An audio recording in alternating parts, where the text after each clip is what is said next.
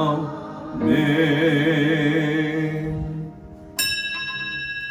같이 일어나셔서 조용한 기도로 주일 아침 예배를 하나님 앞에 드립니다.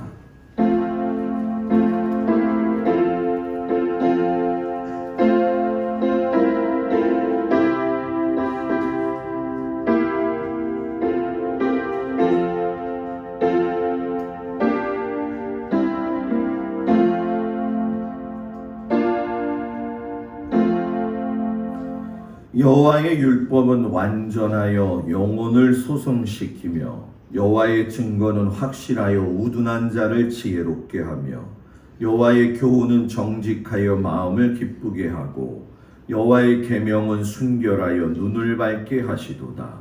하나님은 영이시니 예배하는 자가 영과 진리로 예배할지니라.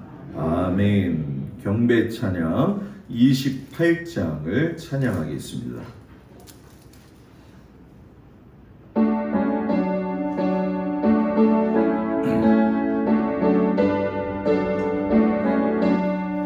옥의 근원 강림하사 찬송하게 하소서.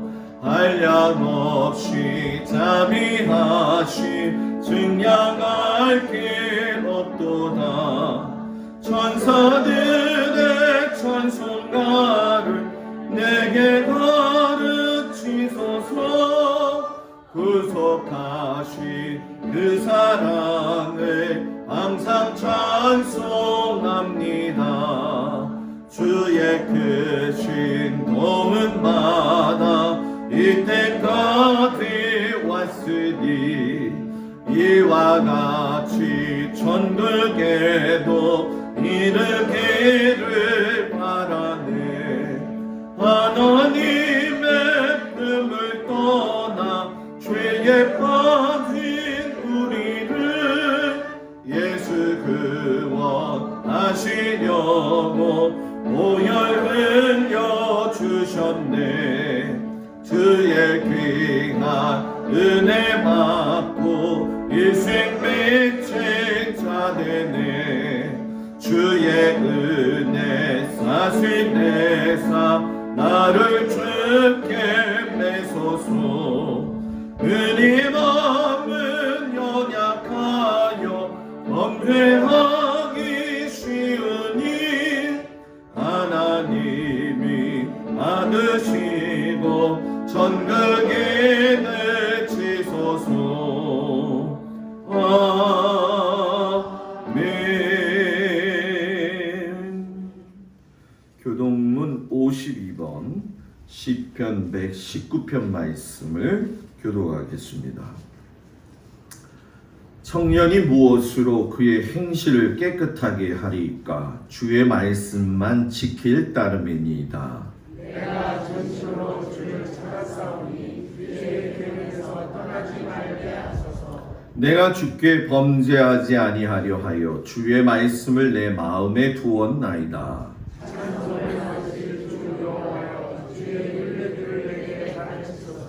내가 주의 법도들을 작은 소리로 읊조리며 주의 길들에 주의하며 주의 계명들을 즐거워하며 주의 말씀을 잊지 아니하리이다. 주의 법이 나의 즐거움이 되지 아니하였다면 내가 내 고난 중에 멸망하였으리이다. 내가 주의 법도들을 영원히 잊지 아니하오니 주께서 이것들 때문에 나를 살게 하시니이다. 나는 주의 것이오니 나를 구원하소서. 내가 주의 법도들만을 찾았나이다. 악인들이 나를 변화하러 어렵구나. 나는 주의 증거들만을 생각하겠나이다. 내가 보니 모든 완전한 것이 다 끝이 있어도 주의 계명들은 심히 넓으니이다. 내가 주의 법을 어찌 그리 사랑하는지요. 내가 그것을 종일 작은 소리로 읊조리나이다. 아멘. 전능하사 천지를 만드신 하나님 아버지를 내가 믿사오며 그 외아들 우리 주 예수 그리스도를 믿사오니 이는 성령으로 잉태하사 동정녀 마리아에게 나시고 본디오 빌라도에게 고난을 받으사 십자가에 못 박혀 죽으시고 장사한 지 4일 만에 죽은 자 가운데서 다시 살아나시며 하늘에 오르사 전능하신 하나님 우편에 앉아 계시다가 저리로서 산자와 죽은 자를 심판하러 오시리라.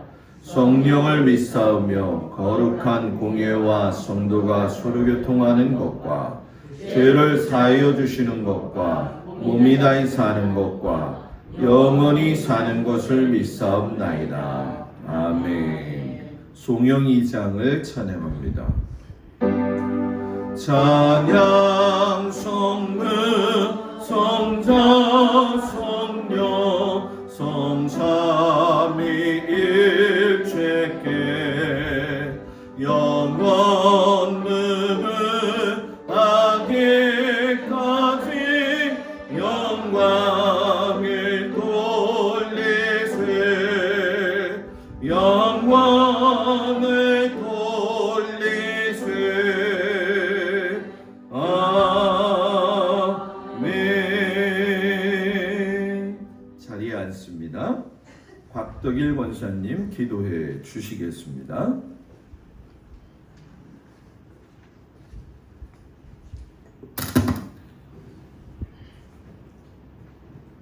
참 생명의 주인이신 하나님, 어찌나 저희들을 사랑하시는지요. 하나님의 놀라우신 사랑과 은혜를 감사드리고 감사드립니다. 아멘. 흑암이 지배하는 세상 속에서 홀로 살아가지 않도록 저희들을 붙드시고 붙들어 주심도 감사드립니다.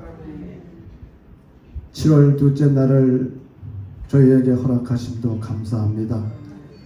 거룩한 주일 하나님을 온전히 바라며 소망하는 저희의 삶이 되기를 원합니다.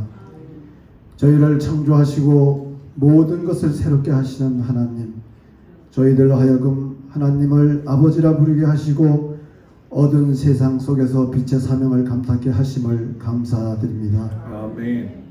주님께 예배함이 하나님께 영광이요 세상에서 빛을 비추는 사명인 것을 믿습니다. 오늘도 우리들 가운데 역사하실 하나님을 기대하며 주님께 나아가오니 받아주시옵소서. 지난 한 주간도 따스한 마음으로 저희들을 붙드시고 사랑하여 주심을 감사합니다. 아멘. 하지만 주님의 은혜를 받았음에도 주님의 말씀대로 살지 못했습니다. 주여, 이 시간 저희들의 죄를 회개하오니 모든 죄를 용서하여 주시고 하나님의 긍휼과 사랑으로 덧입혀 주시옵소서. 하나님의 은혜가 아니고는 살아갈 수 없는 저희들입니다. 이 시간 십자가의 보혈로 모든 죄악들을 깨끗하게 씻어 주시옵소서. 하나님 아버지, 저희들이 하나님을 믿는다고 하지만 우리 안에 하나님을 신뢰하는 믿음이 부족함을 고백합니다. 저희를 긍휼히 여기시어 하나님을 믿는 믿음을 더하여 주시옵소서. 성령의 불로 우리 안에 모든 죄악들을 태우사 우리 안에 영을 새롭게 하여 좌로나 우로나 치우치지 않는 큰 믿음을 주시옵소서. 아멘. 사랑으로 인도하시는 동막교회가 날로 새롭게 하시고 좋은 소문이 나며 부흥하게 하여 주심을 감사드립니다. 교회를 위해 성도들을 위해 매일매일 수고하시고 힘쓰시는 목사님과 사모님, 늘 하나님께서 보호하여 주시고 지켜주셔서 주여. 항상 건강하게 하여 주시고 아멘. 필요를 채워주시어 부족함이 없는 가운데 일하실 수 있도록 도와주시옵소서. 경기 침체와 물가 상승으로 대한민국이 진통을 겪고 있습니다. 이러한 때일수록 더욱 나라를 위해 기도하게 하시고 대한민국이 세상 속에서 능력 있는 나라가 될 수 있도록 함께 동참하게 하여 주시옵소서. 이 시간도 예배하신 말씀을 주실 때 우리 모두 은혜로 충만, 성령 충만, 새 힘을 얻는 귀한 시간이 되게 하여 주시옵소서. 예수님의 이름으로 감사드리고 기도드리옵나이다. 아멘. 하늘에 계신 우리 아버지여, 이름이 거룩히 여김을 받으시오며 나라의 마옵시며 뜻이 하늘에서 이루어진 것 같이 땅에서도 이루어지이다. 오늘날 우리에게 일용할 양식을 주옵시고 우리가 우리에게 죄 지은 자를 사하여 준 것 같이 우리의 죄를 사하여 주옵시고 우리를 시험에 들지 말게 하옵시며 다만 악에서 구하옵소서. 나라와 권세와 영광이 아버지께 영원히 있사옵나이다. 아멘.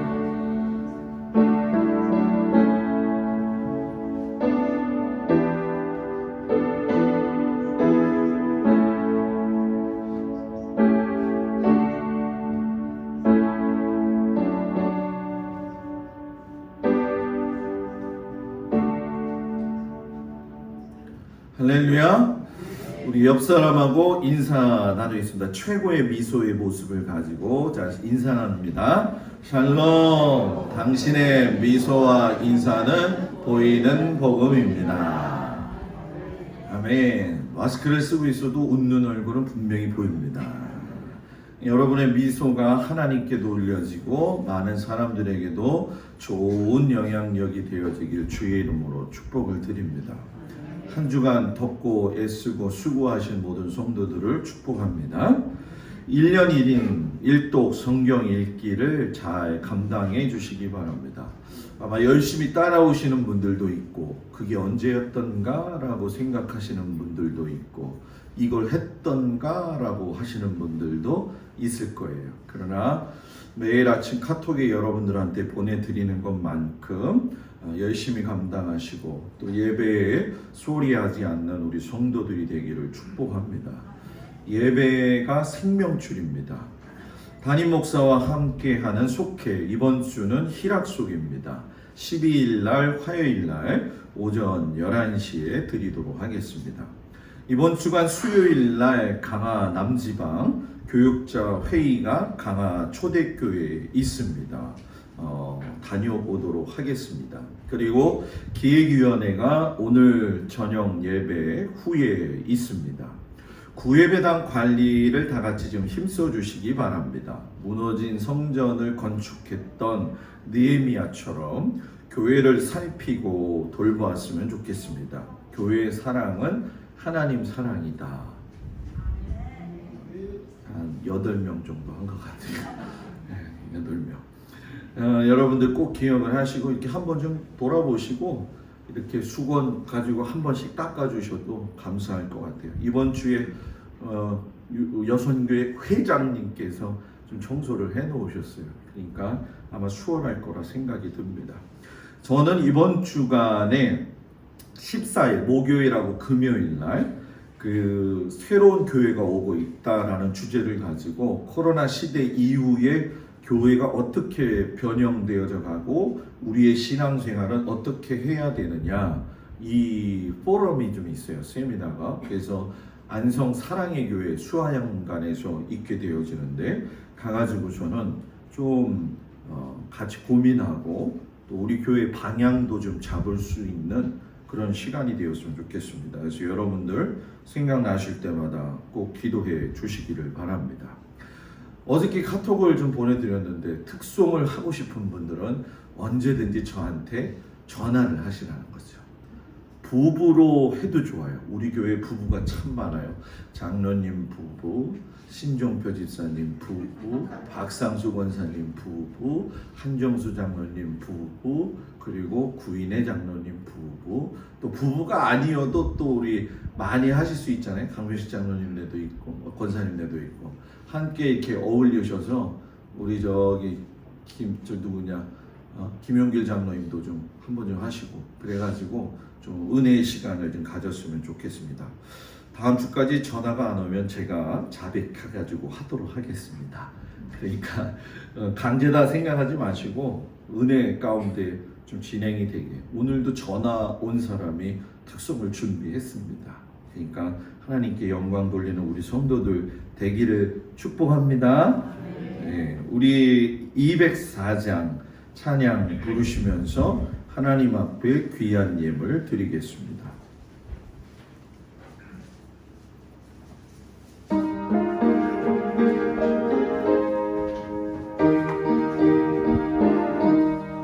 주의 말씀 듣고서 준행하는 자는 안서 위에 톱 닦고 집을 지은 같아 비가 오고 흘러며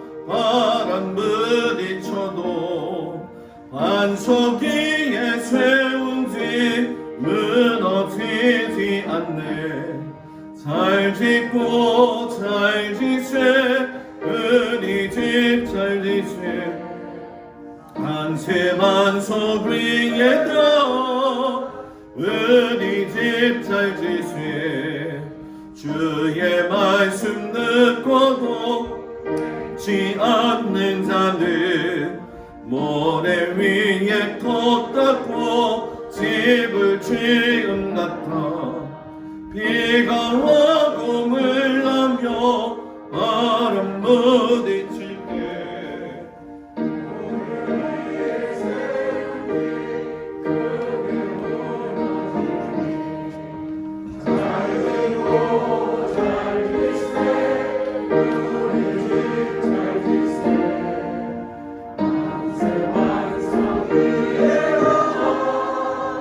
은희 집 잘 지세 세상 모든 사람들 집을 짓는 자니 안석이가 아니며 모래 위에 짓네 은희 구주 오셔서 지은 상을 줄 때 세운 강도 따라서 영영 상벌 주리 잘 짓고 잘 지세 은희 집 잘 지세 만세 만석 위에 들어 은희 집 잘 지세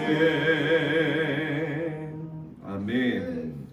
11조 신율 신종표 집사님, 김용옥 권사님, 한규성 성도님, 홍정희 집사님, 김필권 장로님, 강민숙 권사님, 박정희 권사님, 김학열 집사님, 손현옥 집사님, 장정임 집사님, 곽덕일 권사님, 김수자 집사님, 박상수 권사님, 김정자 권사님, 한종수 장로님, 박청자 권사님, 김종숙 권사님, 고승준 집사님, 정경순 권사님 드렸습니다. 감사의 물 정광태 권사님, 이복순 권사님, 김필권 장로님, 강민숙 권사님, 김종민, 조혜인, 김영미, 오서연, 강병식 권사님, 오정희 권사님, 한규성 성도님, 홍정희 집사님, 차복래 권사님, 김동수 목사, 김지영 사모, 장정임 집사님, 곽덕일 권사님, 김수자 집사님, 박상수 권사님, 김정자 권사님, 김종숙 권사님, 강옥순 권사님, 한종수 장로님, 박청자 권사님, 구인의 장로님, 조군자 권사님, 유영애 권사님, 사위 미용실 개업 윤종란 권사님 드렸습니다. 선교의 물 김혜도 권사님 드렸습니다. 기도합니다. 하나님 무더위 가운데도 우리 성도들을 주의 손아귀 가운데 붙들어 주시고 하나님 안의 품 안에서 인도해 주심을 감사드립니다. 세상이 복잡하고 어려울 때라도 우리의 눈과 우리의 마음은 항상 하나님을 향하여 우리가 반드시 서 있을 수 있는 믿음 주시기를 간절히 원합니다. 세상을 살 수 있는 힘을 세상으로부터 얻는 것이 아니라 하나님으로부터 오는 것임을 바로 알게 하여 주시옵시고 무엇보다도 우리가 하나님의 자녀로서 인간적인 모든 생각과 모든 것들을 버리고 하나님의 마음을 품고 살아갈 수 있는 은혜를 허락하여 주시옵소서. 하나님 각자의 삶에서 하나님께서 베풀어 주신 삶의 터전이 있습니다. 그곳에서 애쓰고 수고하며 피땀 흘리고 아버지 최선을 다하여 하나님께 영광 돌리며 사는 우리 귀한 성도들, 오늘도 하나님 앞에 인간이 가진 여러 가지 재물로 하나님 앞에 아버지 하나님 앞에 예물 드리오니 아버지 하나님 이 예물을 흡족히 받으시고 무엇보다도 성도들의 가정에 아버지여 기근의 때에 마르지 않게 하여 주시옵시며 샘물이 솟아나는 은혜가 있게 하여 주시옵시고 성전의 문지방에서 나온 흘러온 물들이 아라바 광야까지 모든 걸 적시고도 넘고 차게 하셨던 것처럼 모든 성도들의 가정이 하나님의 교회를 통하여서 성전에서 흘러나오는 은혜의 복으로 덧입혀 주시기를 간절히 원합니다. 각자의 삶 속에서 여러 가지 어려운 일도 있고 힘든 일도 있었지만 아버지 하나님 굳게 일어서게 하시고 아버지 이것은 그 믿음을 가지고 하나님을 드러내며 살 수 있는 귀한 성도들이 되어지게 하여 주시옵시고 중심이 드려지는 예물을 하나님이 흡족히 받으시사 가정의 아버지 하나님 모든 일터와 또한 자녀들과 그 집과 환경을 하나님께서 붙들어 주시옵시고 악한 사탄 막이 틈타지 못하도록 화염검으로 두르시고 함께하여 주시옵소서. 육신이 연약한 자들이 있습니다. 하나님 도와주셔서 주님 세임을 얻게 하여 주시옵시고 날마다 아버지 앞에 아버지 육신의 질병과 또 마음의 아픔을 놓고 기도하는 그 성도들에게 주님 찾아오셔서 위로해 주시고 하나님의 말씀으로 품 안에 품어 주시어서 승리케 하여 주시옵소서. 하나님 기뻐 받아 주시니 감사하며 예수님 이름으로 기도드렸습니다. 아멘.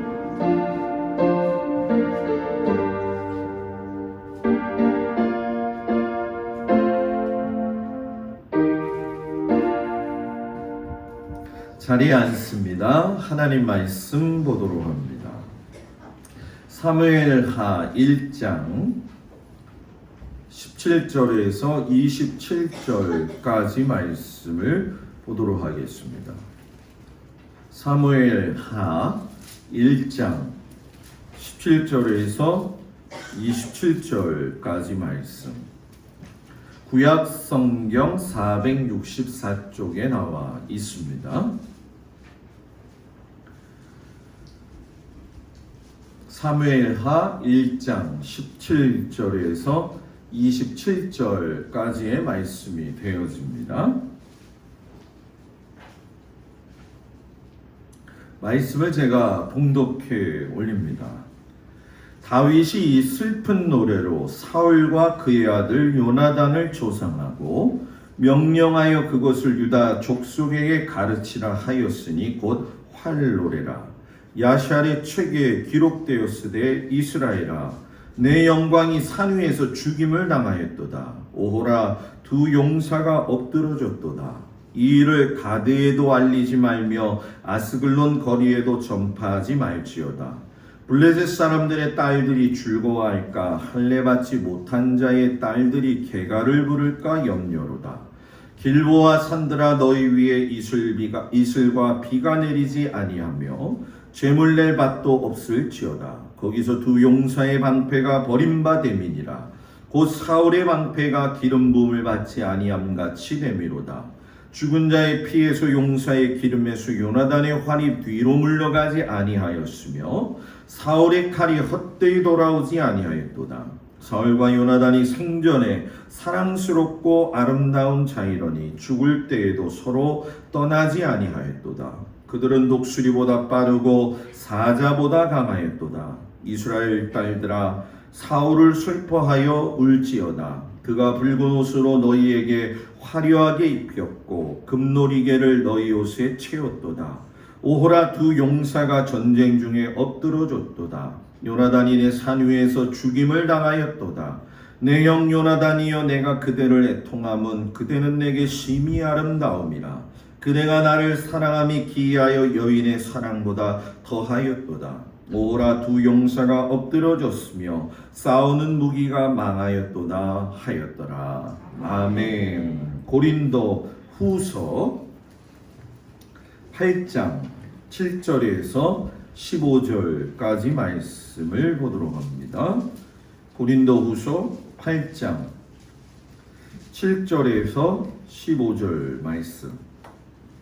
신약성경 294쪽에 나와 있습니다. 고린도 후서 8장 7절에서 15절 말씀을 봉독해 올립니다. 오직 너희는 믿음과 말과 지식과 모든 간절함과 우리를 사랑하는 이 모든 일에 풍성한 것 같이 이 은혜에도 풍성하게 할지니라. 내가 명령으로 하는 말이 아니요 오직 다른 이들의 간절함을 가지고 너희의 사랑의 진실함을 증명하고자 함이로라. 우리 주 예수 그리스도의 은혜를 너희가 알거니와 부요하신 이로써 너희를 위하여 가난하게 되심은 그의 가난함으로 말미암아 너희를 부요하게 하려 하심이라. 이 일에 관하여 나의 뜻을 알리노니 이 일은 너희에게 유익함이라. 너희가 1년 전에 행하기를 먼저 시작할 뿐 아니라 원하기도 하였은즉 이제는 하던 일을 성취할지니 마음에 원하던 것과 같이 완성하되 있는 대로 하라. 할 마음만 있으면 있는 대로 받으실 터이요 없는 것은 받지 아니하시리라. 이는 다른 사람들은 평안하게 하고 너희는 곤고하게 하려는 것이 아니요 균등하게 하려 함이니 이제 너희의 넉넉한 것으로 그들의 부족한 것을 보충함은 후에 그들의 넉넉한 것으로 너희의 부족한 것을 보충하여 균등하게 하려 함이라. 기록된 것 같이 많이 거둔 자도 남지 아니하였고 적게 거둔 자도 모자라지 아니하였느니라. 아멘. 마가복음 5장 21절에서 43절까지 말씀입니다. 마가복음 5장 21절에서 43절까지 말씀 신약성경 60쪽에 나와 있습니다.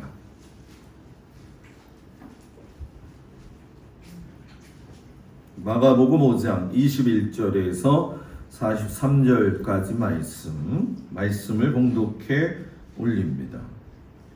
예수께서 배를 타시고 다짐이 맞은편으로 건너가시니 큰 무리가 그에게로 모이거늘 이에 바닷가에 계시더니 회당장 중에 하나인 야이로라 하는 이가 와서 예수를 보고 발 아래 엎드리어 간곡히 구하여 이르되 내 어린 딸이 죽게 되었사오니 오셔서 그 위에 손을 얹으사 그로 구원을 받게 받아 살게 하소서 하거늘 이에 그와 함께 가실새 큰 무리가 따라가며 애워싸 밀더라. 12회를 혈류증으로 알아온 한 여자가 있어 많은 의사에게 많은 괴로움을 받았고 가진 것도 다 허비하였으되 아무 효염이 없고 도리어 더 중하였던 차에 예수의 소문을 듣고 무리 가운데 끼어 뒤로 와서 그의 옷에 손을 대니 이는 내가 그의 옷에만 손을 대어도 구원을 받으리라 생각함일러라. 이에 그의 혈류 근원이 곧 마름의 병이 나은 줄을 몸에 깨달으니라. 예수께서 그 능력이 자기에게서 나간 줄을 곧 스스로 아시고 무리 가운데서 돌이켜 말씀하시되 누가 내 옷에 손을 대었느냐 하시니 제자들이 여짜오되 무리가 애워싸 미는 것을 보시며 누가 내게 손을 대었느냐 물으시나이다 까하되 예수께서 이 일 행한 여자를 보려고 둘러보시니 여자가 자기에게 이루어진 일을 알고 두려워하여 떨며 와서 그 앞에 엎드려 모든 사실을 여쭈니 예수께서 이르시되 딸아 내 믿음이 너를 구원하였으니 평안히 가라. 내 병에서 놓여 건강할지어다. 아직 예수께서 말씀하실 때에 회당장의 집에서 사람들이 와서 회당장에게 이르되 당신의 딸이 죽었나이다. 어찌하여 선생을 더 괴롭게 하나이까? 예수께서 그 하는 말을 곁에서 들으시고 회당장에게 이르시되 두려워하지 말고 믿기만 하라 하시고 베드로와 야고보의 형제 요한 외에 아무도 따라옴을 허락하지 아니하시고 회당장의 집에 함께 가사 떠드는 것과 사람들이 울며 심히 통곡함을 보시고 들어가서 그들에게 이르시되 너희가 어찌하여 떠들며 우느냐? 이 아이가 죽은 것이 아니라 잔다 하시니 그들이 비웃더라. 예수께서 그들을 다 보내신 후에 아이의 부모와 또 자기와 함께한 자들을 데리시고 아이 있는 곳에 들어가사 그 아이의 손을 잡고 이르시되 달리다굼 하시니 번역하면 곧 내가 내게 말하노니 소녀야 일어나라 하심이라. 소녀가 곧 일어나서 걸으니 나이가 12살이라. 사람들이 곧 크게 놀라고 놀라거늘 예수께서 이 일을 아무도 알지 못하게 하라고 그들을 많이 경계하시고 이에 소녀에게 먹을 것을 주라 하시니라. 아멘. 특송해 주시겠습니다.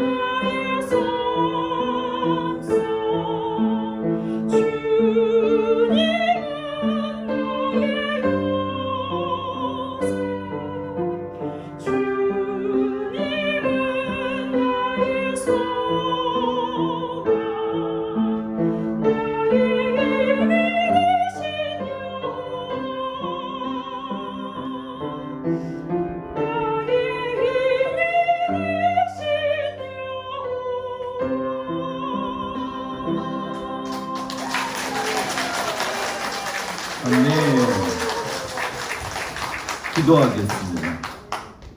하나님, 우리가 살면서 주님을 의지해야 합니다.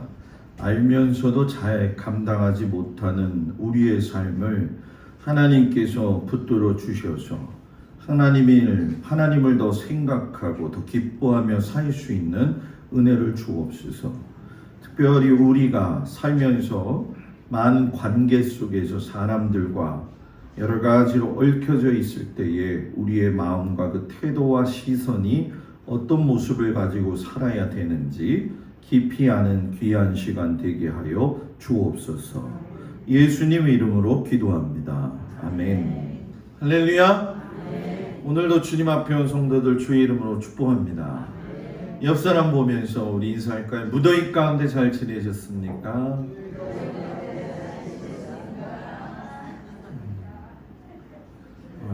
많이 더웠죠, 그죠? 원래 특송을 부르면 제가 박수를 못 치게 하거든요. 왜냐하면 하나님만 영광 받으셔야 되기 때문에 하나님만 영광 받으시기 바랍니다. 제가 하나님 앞에 한 3주 전부터 기도를 했어요. 하나님, 우리 교회 예배 인원 좀 50명 넘어가게 해주면 안 됩니까? 그랬는데 오늘 52이 됐네요. 제가 처음에 왔을 때 26명인가? 7명이었죠. 근데 글쎄 하나님의 은혜를 계속 내려주시는데 좀 모일만 하면 돌아가면서 빠졌거든요.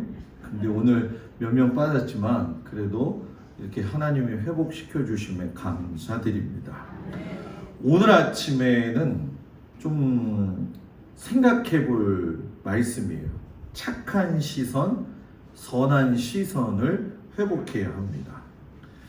사람이 어떤 생각을 할 때는요, 그 액션이 나타나게 될 때에 그 마음이 결정이 되어야 액션이 나타날 수가 있어요. 남을 도와주는 것도 그냥 도와줘야지 그게 아니라 진심으로 우러나올 때에 그 액션이 취해지게 되어지는데 마음이 일단 결정이 되어져야 되는 거잖아요. 물론 살면서 그냥 자기의 습관처럼 남을 돕는 사람들도 있을 거라 생각이 되어져요. 이 마음의 결정은 또 어떤 방향으로 흘러가냐 하면 그 사람의 눈을 통해서 나타나요. 이거를 좀 다른 말로 표현하면 남을 바라보는 시선을 통해서도 남들에게 보여진다는 거죠. 우리가 하나님이 입을 주셨잖아요. 그죠? 입은 먹으라고 주시기도 했지만 잘 말하라고 준 거거든요. 말을 잘하는 게 중요하지 않아요. 말은 입이 벌린 대로 열려져 있기 때문에 그냥 하고 싶은 대로 할 수 있는데 말 잘하는 게 중요한 게 아니라 잘 말해야 되는 게 이 마음에서 나오는 것처럼 내가 바라보는 그 눈길, 시선도 자연을 보는 게 아니라 사람과의 관계 속에서 또는 하나님을 바라볼 때에 그 시선을 통해서 저 사람의 시선이 하나님의 사람의 시선이구나 하는 것들이 우리 생활 속에서 나와야 된다는 거죠. 근데 이 시선이 그냥 나타나는 것이 아니라는 거예요. 착한 시선이 있는가 하면 선한 시선도 있지만 악한 시선도 있고 남을 미워하는 시선도 있고 교만한 시선도 있고 남을 깔보는 시선도 있다는 걸 아마 여러분들이 잘 알 겁니다. 목사님 그걸 어떻게 알아요? 집에 가서 거울 보세요. 자기 눈을 보면 압니다. 중국의 그 위지안이라고 하는 여성이 있었는데 노르웨이에 유학 가가지고선 노르웨이의 그 숲을 보고서는 너무 반해가지고 인류의 미래는 저 숲에 있다. 그래서 중국에 가서 숲을 연구하면서 어떻게 저 숲에서 에너지를 생산해가지고 올바르게 이 지구를 지켜갈 것인가 이런 일들을 하는 여자가 있었죠. 이 위지안이라고 하는 여자가 30살 때에 세계 100대 대학교에 드는 상하이 푸단 대학교의 최연소 교수가 되었는데 안타깝게도 그 여자가 자신의 꿈을 키우지 못하고 죽고 말았어요. 자신의 인생에서 가장 절정의 시기, 1살 아들이 있고 남편이 있고 그리고 유명한 대학에 최연소 교수가 되었는데 암이 그 사람에게 이제 생기게 된 거죠. 온몸에 암세포가 전이 될 적에 뼈가 녹아내리는 그 고통 속에서 이 삶의 끝을 준비하면서 그 스스로가 알게 된 것을, 근데 30살에 뭘 알았겠어요 목사님, 그러실지 모르겠지만 사람은 어린아이가 되었든 또는 그렇게 30이 되었든 50이 되었든 80이 되었든 죽음 앞에 설 때에 자기 자신을 바로 성찰할 수 있게 되어지거든요. 이 사람이 지은 책이 이제 많은 글들을 써가지고 하나의 책으로 만들었는데 오늘 내가 살아가야 할 이유라고 하는 책을 썼어요.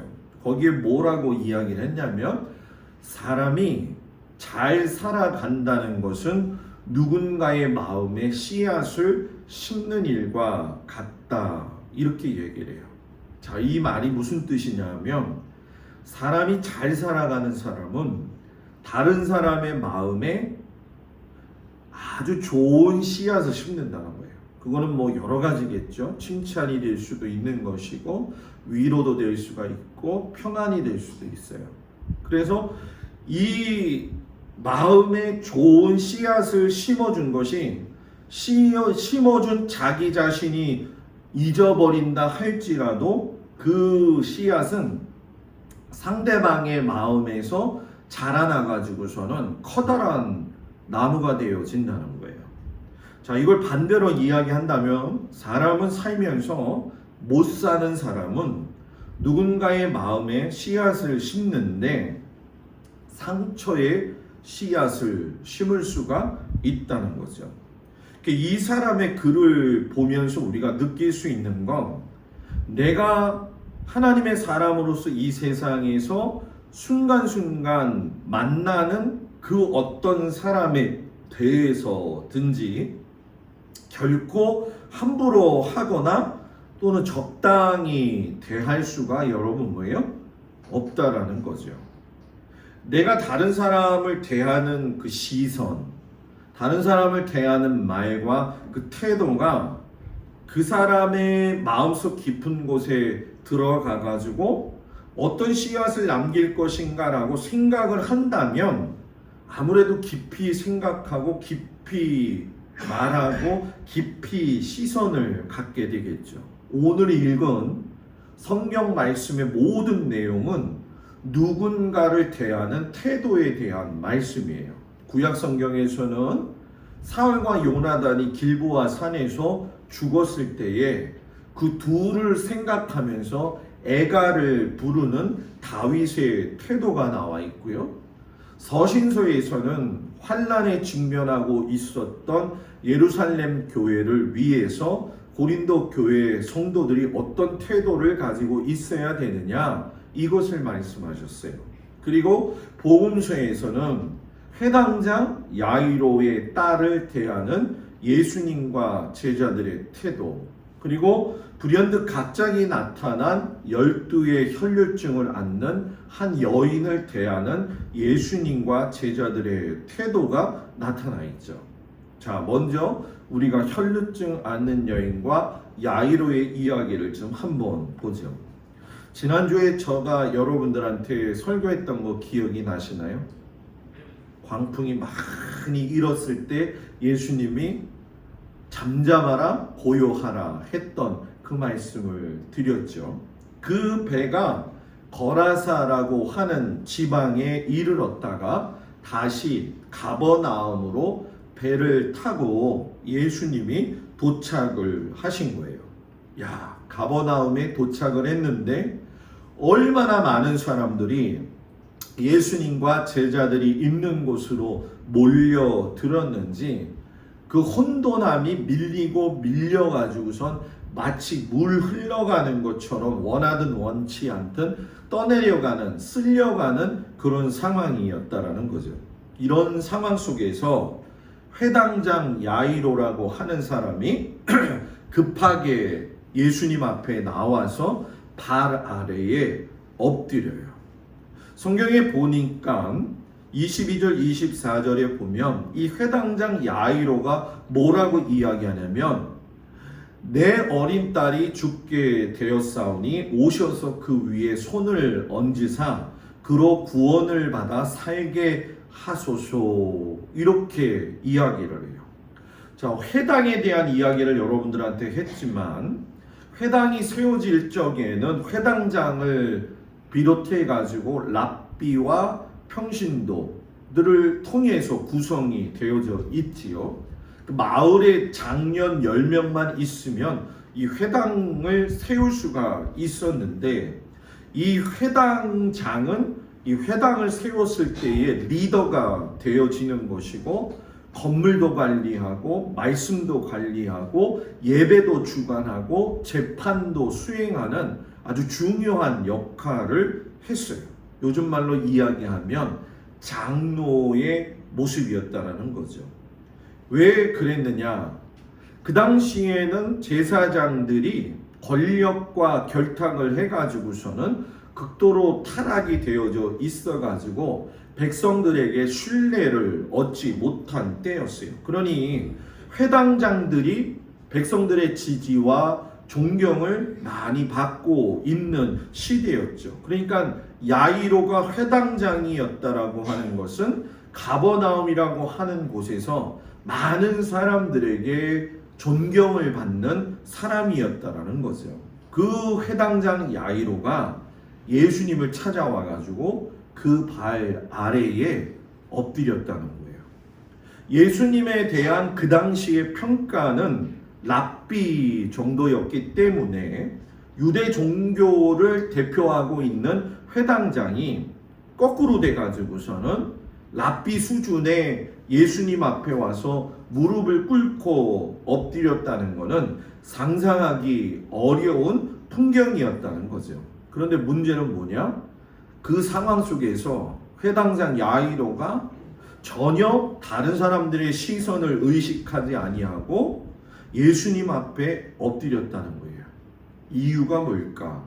자신의 사랑하는 딸이 죽을 병에 걸려 있었기 때문이죠. 내가 죽을 병이 아니라 내 자식이 죽을 병에 걸리니까 자기의 가지고 있는 게 아무런 소용이 없는 거예요. 내가 죽을 병에 걸려도 여러분 자기가 가지고 있는 게 아무것도 아니라는 거죠. 많은 사람들이 착각하고 있는 것 중에 한 가지가 뭐냐면 내 손에 움켜진 것들을 내가 잘 누리고 살다가 갈 수 있을 거라고 생각하는데 천만의 말씀이야. 내가 돈 다 번 건요 다른 사람이 다 쓰게 돼 있습니다. 그걸 알아야 돼요. 죽음이라는 것이 딱 앞에 오게 되어지니까 자기에게 가진 것이 다 소용이 없다는 것을 이 회당장도 알게 되어지고 그 딸이 정말로 끔찍하게 소중한 딸인데 내가 가지고 있는 게 뭔 소용이 있겠냐는 거죠. 오직 한 가지 생명 살리는 일에 내 자존심도 없고 권력도 없고 돈도 없다는 거예요. 신앙생활은 그렇게 해야 돼요. 하나님 앞에 내 고집을 세우는 게 아니라 하나님 앞에 두 손 들고 쓰는 거죠. 참 철야 다닐 적에 많이 불렀던 찬송이 있어요. 두 손 들고 하는 찬송. 혹시 아세요? 네? 다들 한 가닥씩은 해보셨군요. 네? 이 천부여 의지 없어서 엄청 부르죠. 예전에 이 찬송 부르면서 얼마나 회개하고 울었어요. 그죠? 별로 감흥이 없는 사람은 안 울었다는 거예요. 진짜 많이 울죠. 천부여 의지 없어서 그 찬송을 부를 때 얼마나 눈물이 앞을 가리는지 콧물 눈물 다 섞여가지고 이게 콧물인지 눈물인지 모를 때 기도를 열심히 하다 보면 이상하게 콧물이 이렇게 많이 흘러내려요. 그죠? 그때는 이 콧물이 막 흘러내리다가 천부여 의지 없어서 한 이 정도 떨어지면 다시 하면 쑥 들어가잖아요. 네? 그러면서 찬송 불렀던 기억이 있거든요. 여러분 신앙생활은 정말 중요한 게 뭔지 아세요? 자기가 하나님 앞에서 그 생명의 위대함과 중요함을 모르고 살아가면 그냥 죽는다는 거예요. 마가는 회당장 야이로의 간절한 요청에 대해서 예수님이 어떤 답변을 하지 않으셨다는 걸 간접적으로 이야기해요. 다만 야이로가 열심을 가지고 많은 무리들 속에서 밀고 밀리는 상황이었지만은 그 앞으로 나왔다는 거죠. 그래서 신앙생활의 첫 출발은 여러분 나와야 돼요. 어디를? 교회를. 하나님의 성전을 나와야 돼요. 하나님의 성전에 나와서 무릎 꿇고 기도해야 되죠. 왕년에 신앙생활 자랑한들 무엇합니까? 지금 안 나오는데. 그죠? 가난한 성도들 하는 얘기가 다 그래요. 제가 예전에는 목사님 얼마나 신앙생활 잘했는 줄 아십니까? 저 믿음 있는 사람이었고 은혜 받은 사람이었습니다. 옛날에 어떤 사람들은 이런 상황들이 마치 돌아가는 어떤 패턴이라고 생각을 하는데, 물론 살면서 패턴은 있을 수가 있어요. 그러나 신앙에서 하나님에 대한 패턴은 어떤 환경과 굴곡이 있다 할지라도 초점은 하나님 앞에 맞추어져 있어야 된다는 거죠. 저는 우리 성도들이 이걸 깨닫기를 축복합니다. 그런데 그 상황에서 갑자기 장면이 확 바뀌는 거예요. 25절부터 보게 되니까 12회를 혈류증을 알아온 한 여자가 나타나기 시작을 했는데, 많은 의사에게 도움도 받았지만 괴로움을 받았다라고 이야기를 해요.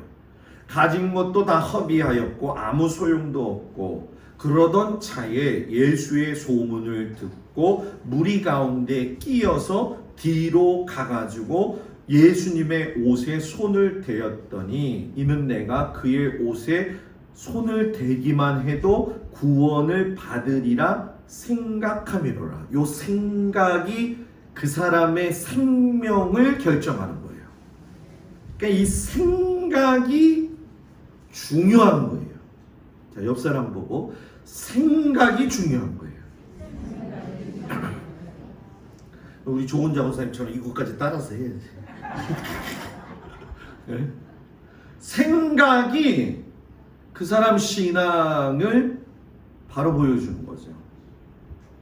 아니, 지금 야이로의 딸에 대해서 이야기를 하고 있는데 이게 갑자기 어떤 여자에게로 모든 게 다 넘어가요. 혈류증, 만성 하열 증상이에요. 쉽게 설명하면 자궁 안에 종기가 생겨가지고 불규칙적으로 피가 계속 나오는 병이었죠. 그러니까 이 여자의 이 이야기와 이 상황을 보게 되면 어떠한 상황이었는지 대충 짐작이 가죠. 많은 날들을 12년이라고 하는 세월 속에서 그 질병과 싸우면서 내가 어떻게 하면 이 병을 나을까? 내가 다시금 여자로서의 행복을 누리며 살 수 있을까 하면서 12년을 그 문제를 해결하기 위해서 엄청 돌아다녔다는 거예요. 그 역사가 유세비우스가 이 여자의 이름이 누구냐 하면 파네아스 출신의 베로니카 이방인이었다, 이렇게 얘기를 해요. 제가 베로니카 여인에 대해서 찾아보니까 아주 재밌는 전설이 있더라고요. 두 가지인데, 이 베로니카라고 하는 여인은 삭개오의 부인이었기도 했으며, 또 하나는 예수님이 십자가를 지고 가시다가 넘어지셨을 때에 핏방울을 흘리는 그 얼굴을 그의 수건으로 닦아드렸더니 예수의 얼굴이 그 베로니카의 수건에 그대로 묻혀졌더라. 이런 전설을 가지고 있는 여인이었어요. 불치병으로 인해서 육체적으로 정신적으로 완전히 피폐한 상황. 사람은 아프면 병원에 가서 문제를 해결해야 될 병이 있고요, 하나님 앞에 나와서 해결해야 될 병이 있고요, 두 가지를 동시에 해야 되는 병이 있습니다. 요거를 목사님들이 잘 가르쳐 주지를 않아요. 돈을 엄청 쏟아 부었죠. 그런데 아무것도 건진 게 없을 때에 그 여자의 귓소리에 예수님이라고 하는 구원의 소식이 들렸죠.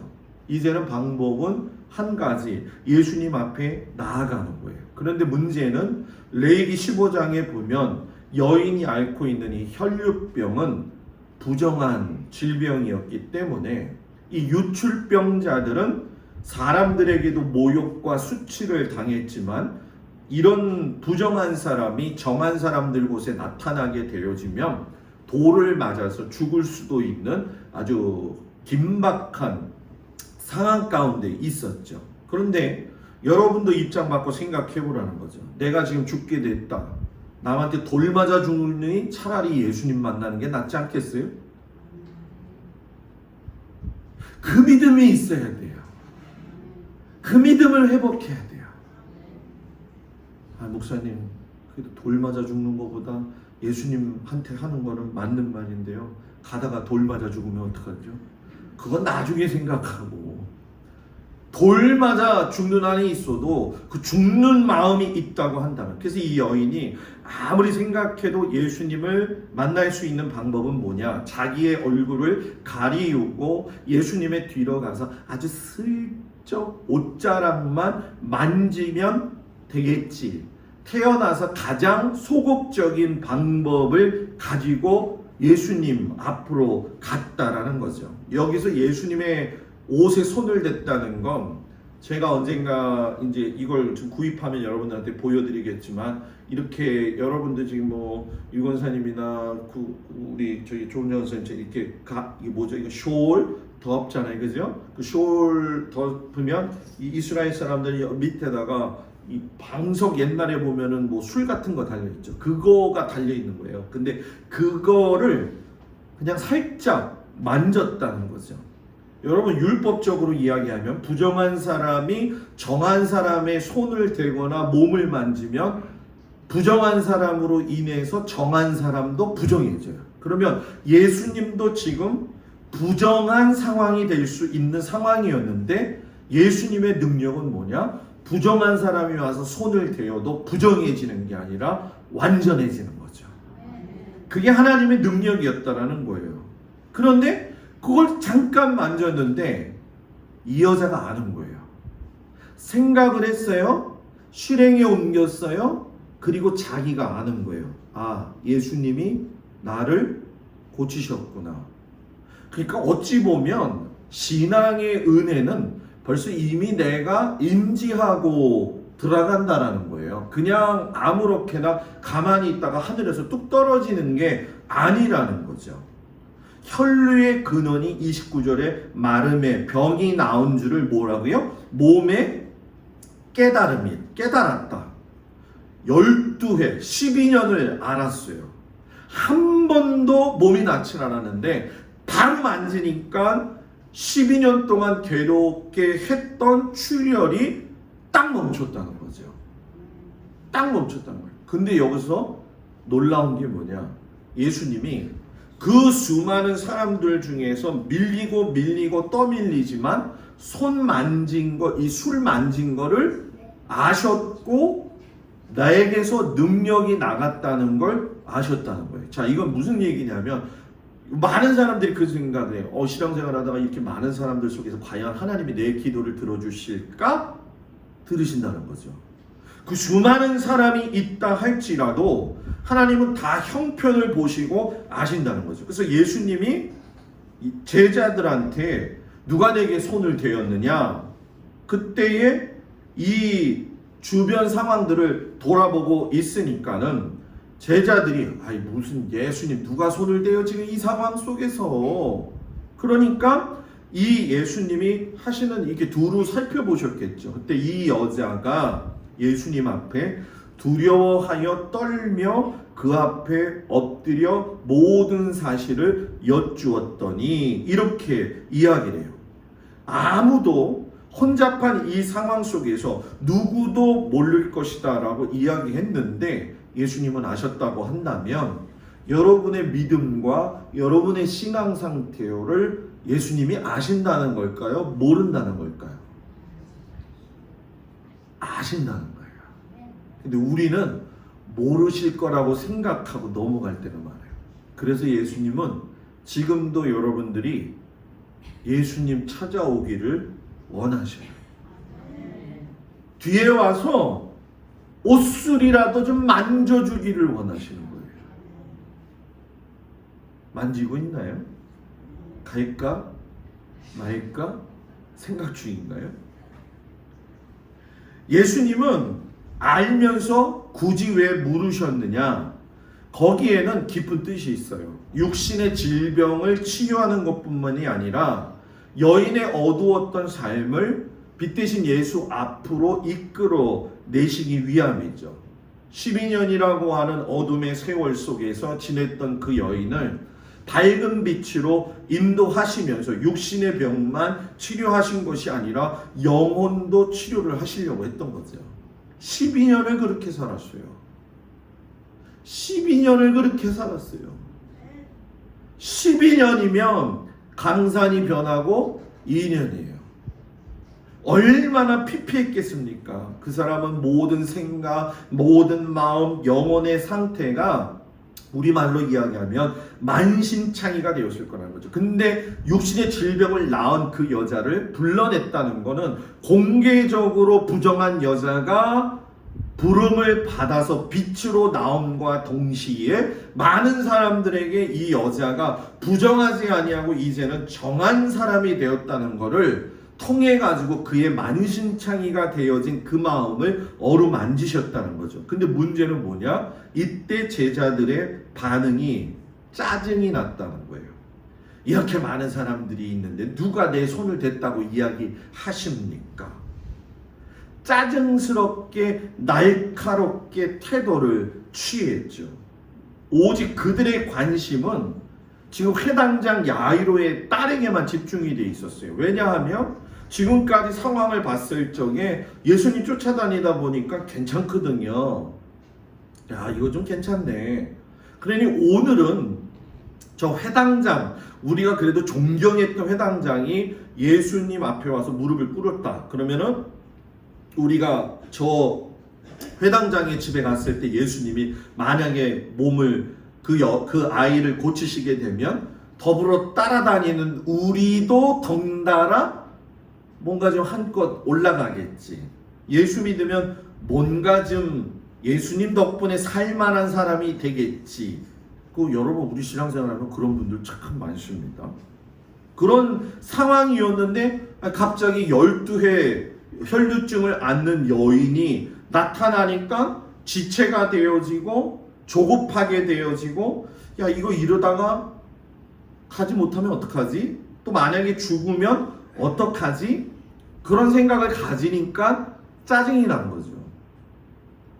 예수를 믿으면서 영적인 짜증 뿐만이 아니라 육적인 짜증이 나는 원인 중에 한 가지는 생명을 중요하게 여기지 않기 때문에 그렇다는 거예요.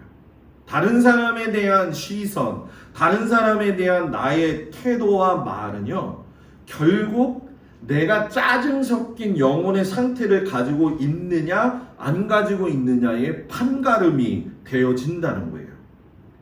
예수님은 야이로의 딸에게 가는 것 이전에 그 여인이 치유받음으로 인해 가지고 공식적으로 많은 사람들에게 더 이상 숨기지 아니하고 그가 정함으로 나음을 얻었다라고 하는 것을 거기에다가 관심을 두고 있으셨어요. 그러면은 야이로의 딸에 대한 관심은 없었던 거냐? 그거는 아니라는 거죠. 지금 가장 초점은 예수님의 관심과 제자들의 관심이 같지 않다라는 거예요. 우리가 신앙생활 하면서도 하나님의 마음에 관심을 가지고 있을 때와 그렇지 않을 때의 모습하고 연결되어져 있는 거죠. 여러분, 이런 제자들의 모습 속에서 내 모습이 보이지 않느냐는 거죠. 짜증 섞인 신앙생활. 짜증 섞인 신앙생활. 요즘 어때요? 기뻐요? 요즘 어때요? 지금 기쁘세요? 더 죽겠는데 목사님 빨리 설교나 끝내세요. 그런 얼굴로 쳐다보고 있는 것 같아 지금. 정말 살려야 할 사람은 살리지 않고 그저 예수님 덕에 뭔가 좀 살아가 보겠다고 생각했던 그 사회적인 통념을 가진 제자들을 향해서 나는 너희들하고 다르다는 거죠. 예수님은 지금 야이로의 딸과 혈류병 걸린 여인을 차별하시는 게 아니에요. 지금 야이로의 딸의 목숨도 소중한 것만큼 혈류병으로 시달린 여인의 그 모습도 너무 귀중하다는 거죠. 예수님이 그 12의 혈류증 앓은 여자에게 말하는 거예요. 지금 여기 있는 모든 여자분들한테 한다고 들어보세요. 딸아, 내 믿음이 너를 구원하였느니라. 딸아, 평안히 가라. 여러분, 성경 어느 곳에서도 예수님이 딸아 이런 부른 적이 없어요. 지금 호교 여러분들 가운데 제가 목사님이 따라 했는데 내 나이가 지금 몇인데 목사님 따라 그러고 있어요.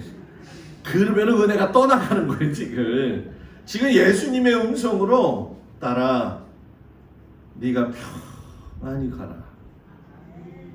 이 말에서 여러분 평화를 지니고 평안을 가지고 돌아갈 수 있는 은혜가 있기를 바랍니다.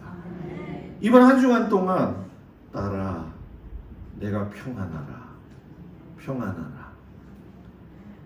얼마나 더워요. 그죠? 그래도 뭐해라? 평안하라.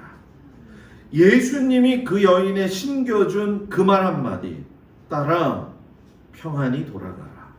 이것이 쑥쑥 자라서 그 여인이 예수님의 십자가에 달리실 때 그 얼굴에 그 피땀 흘린 거를 여러분 뭐예요? 깨끗이 닦아줄 수 있는 여인이 된 거 아니겠냐는 거죠. 회당장 야이로에게 드디어 시선이 옮겨지게 돼요. 야, 이거 발걸음이 늦었는데 하필이면 그때 정확하게 여러분 뭡니까? 와가지고서는 딸이 죽었습니다 라고 이야기를 해요. 그때 예수님이 두려워하지 말고 믿기만 해라. 우리는 너무 두려워해요. 지금 당장 이 문제가 해결이 안 되면 이거 큰일 나는 걸로 알고 있어요. 그런데 그렇지 않다는 거예요. 문제가 뒤바뀌어 있는 것 같고 어수선한 것 같고 뭔가 안 되어지는 것 같지만 예수님의 그 존재 자체만으로도 평안할 수 있고 두려워하지 않을 수 있고 믿기만 하면 되어진다는 거죠. 그 차별이 없으셨던 예수님의 그 시선, 그 사랑이 오늘 저에게도 있어야 되고 여러분들에게도 있어야 되죠. 구약 성경 오늘 말씀 보면 다윗이 사울과 아들 그 요나단이 죽게 되어지는데 그 죽게 되어진 걸 놓고 노래를 불러요. 이게 활의 노래라고 이야기하는데 야샬의 책이라고 하는데 야샬의 책은 그 믿음의 사람들의 책이거든요. 이때 애가가 시편에는 안 들어갔어요. 왜냐하면 하나님을 찬양한 것이 아니었기 때문에 시편에는 안 들어가고 그냥 이곳에서 야샬의 책에서만 언급되어지는 걸로 나오죠. 여러분, 사울이 누구냐는 거예요. 다윗의 원수예요. 지겹도록 쫓아다녔어요. 길보아 전쟁에서 죽었다는 소리를 들었으면 여러분들을 누가 막 괴롭히고 있는데 그 사람 집이 망했대요. 그럼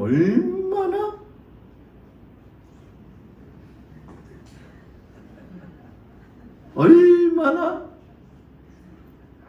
그냥 웃음으로 떼우지 말고 아고 쌤통이다.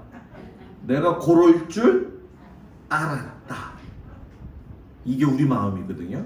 근데 다윗이 자기 옷을 찢고 저녁 때까지 슬퍼하고 울며 하나님 앞에서 진실하게 사울의 죽음과 요나단의 죽음을 위해서 노래 불러요. 제가 오늘 구약 원문 히브리어 주석 성경을 보니까 그 구슬프게 우는 게 얼마나 아름다운지 몰라요. 그런데 애가를 지을 적에 여러분 그렇잖아요. 우리나라는 사람이 죽으면 옛날에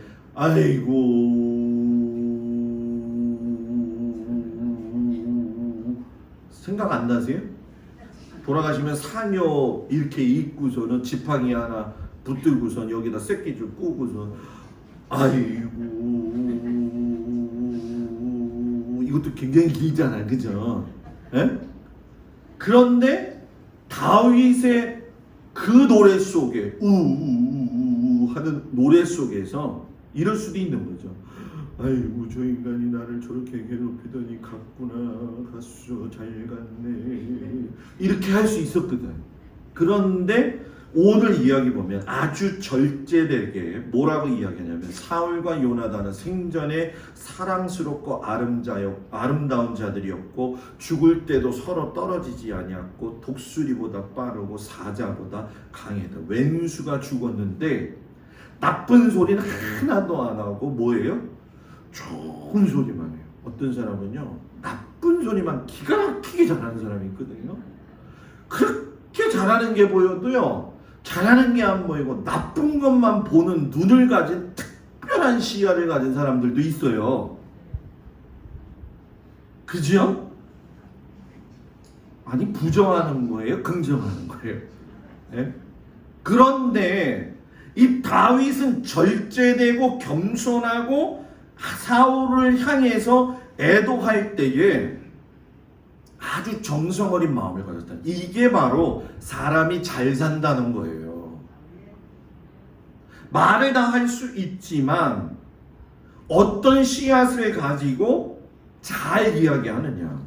내 마음이 편할 때는요 간에 있는 것도 빼주고 싶은 게 우리들이잖아요. 어떻게 간 좀 있어요? 네? 내 마음이 불편하면 나의 입술에서 나오는 모든 말과 내 눈을 보는 시선이 얼마나 상처를 주고 아픔을 줘요. 그냥 좋을 때는요 눈이 그냥 서운해. 그냥 기분이 나쁘면 일절 눈을 이러고 아예 눈을 감던지 뭐 그렇잖아요, 그죠? 요즘 여러분들 눈이 좀 어떤지 한번 살펴보라는 거예요. 눈이 대단히 중요하다라는 거죠. 차라리 내 시선으로 내 입으로 다른 사람들의 그 마음에 아픈 나무를 심어줄 거라면은 앞을 못 보는 소경이 나는 게 더 좋을 것 같고요. 말하지 못하는 벙어리가 되는 게 낫지 않겠냐는 거예요. 바울이 오늘 고린도후서 5장 9절에서 그런 얘기를 해요. 우리 주 예수 그리스도의 은혜를 너희가 알거니와 부요하신 이로써 너희를 위하여 가난하게 되심은 그의 가난함으로 말미암아 너희를 부요하게 하시는 것이다. 바울이 왜 이 말을 했을까요? 너희를 위해 가난해지게 하신 것도 예수님, 부요하게 하신 것도 예수님. 그러니까 너희들은 가난한 사람이든 부한 사람이든 무슨 마음으로 대하라? 예수님의 마음으로 대하라. 자, 이 얘기가 무슨 얘기냐? 당시에 가뭄이 너무 심해서 예루살렘 지역이 너무 황폐화되었어요. 예루살렘 교회가 너무 어려우니까 고린도 교회 성도들한테 뭐라고 이야기하냐면 우리 헌금 좀 걷어가지고 예루살렘 교회를 좀 도와주자, 이렇게 얘기를 해요. 그런데 갈라디아서를 보게 되면 갈라디아 교회가 세워졌을 적에 예루살렘 교회 장로들이 와가지고 바울이 전한 복음에 대해서 신랄하게 비판을 했어요. 여러분, 누군가 나에게 비판을 하면 그 사람이 어려움 당할 때 도우고 싶어요, 안 돕고 싶어요?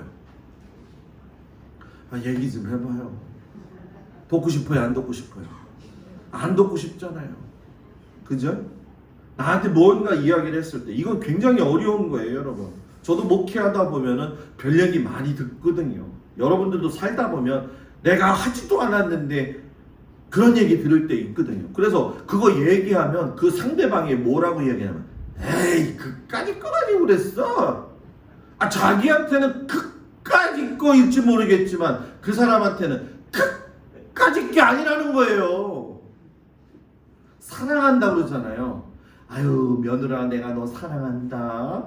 아유 며느라 난 너 없으면 못 산다 하면서 며느리 집에 가면은 청소를 어떻게 했는지 방구석은 어떻게 해체했는지 막 쳐다보고 냉장고도 열어보고 저것도 쳐다보고 야 이거 참 내가 너 사랑하는데 저 빨래는 참 이렇게 이런 날씨에는 자주자주 해야 된다. 야 이건 사랑이 아니라 괴로운 거야. 사랑은 한다고 하지만 그건 자기 방식의 사랑이에요. 그까짓 거 갖고 그랬냐? 그거는 자기 입장이에요. 자, 옆 사람 보면서 그까짓 거 가지고 그러냐고. 해봐요 빨리. 그거요 큰 상처예요 여러분. 그까짓 거가 아니라 그럴 때는 그냥 주 예수 그리스도의 마음을 가지고 가만히 입을 다물고 기도해 주는 게 최고예요. 사도마 왜 이렇게 아멘이 커? 이거 뭐 한이 맺힌 게 많아요 지금? 네? 사도 바울이 예루살렘 교회 장로들이 얼마나 욕을 해댔는지 미워서라도 얘기 안 할 텐데, 여러분들 예루살렘 교회를 위해서 기도해야 되고 헌금 드려야 됩니다 이렇게 얘기를 했다라는 거죠. 여러분, 자 오늘 말씀을 이렇게 쭉 보면서 느끼는 건 뭐냐? 결국 회당장 야이로를 보았던 그 딸을 보았던, 그리고 혈류병 앓았던 그 여인을 보았던, 다윗이 사울과 요나단을 보았던, 바울이 고린도 교회를 통해서 예루살렘 교회를 보았던 그 눈과 그 시선이 내게 있어야 된다는 거예요. 내게 있어야 된다는 거예요. 다음 주인가요? 다다음 주에 설교에 이야기가 나오겠지만은 우리 교회는 하나님이 원하시는 것이 분명히 있어요. 그게 뭔지 아세요? 사랑에 대한 진실함의 회복이에요. 예전부터 우리 교회 역사 가운데에서 사랑이라는 이름을 가지고 왜곡된 모습들이 있었다고 한다면 그걸 내려놓는 작업이 필요해요. 그리고 진짜 예수의 사랑으로 서로를 바라보고 서로를 위로하고 서로를 기도하고 손에 손잡고 나가야 돼요. 자, 옆 사람 손을 잡고 가장 세상에서 아름다운 시선을 가지면서 우리 사랑합시다. 시작.